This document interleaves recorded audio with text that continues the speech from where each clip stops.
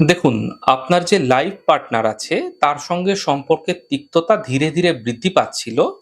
কিন্তু এখন তার সঙ্গে সম্পর্কের দূরত্ব হয়েছে এবং সে আপনার থেকে আলাদা থাকছে। এবং এই রিলেশনের কারণে আপনি ভীষণ মানসিক কষ্ট পাচ্ছেন।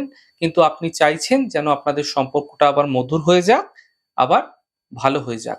এমন ক্ষেত্রে আপনারা কি করবেন?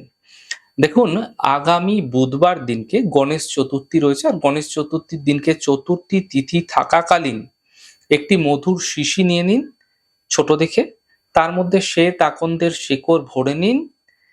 এই মধুর শিশির মধ্যে একটি ছোট্ট সোনার বল, ছোট্ট রূপার বল এবং ছোট্ট তামার বল একটি, একটি করে ভরে দিন এবং আপনাদের দুজনের দুটি ছবি, ছোটই হোক ছবি, দু দুটি ছবি দুটি পিঠে একসাথে লাগিয়ে আপনার মন মতো পারফিউম লাগিয়ে মধুর শিশির মুখটি ভালো করে বন্ধ করুন যেন বাতাস আসা যাওয়া না করতে পারে।